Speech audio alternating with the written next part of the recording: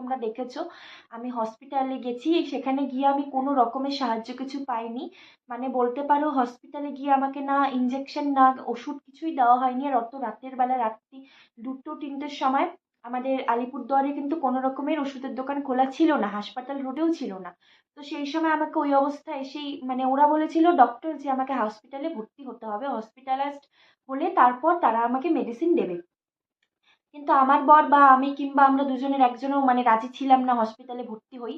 মানে বরটাও বলেছিল আমার যন্ত্রণাটা কমার জন্য, কিন্তু আমার ইচ্ছে ছিল না। কেননা আমি কখনো এর আগে কোনোদিনই ভর্তি হইনি ঠাকুরের আশীর্বাদে ছোটবেলার থেকে।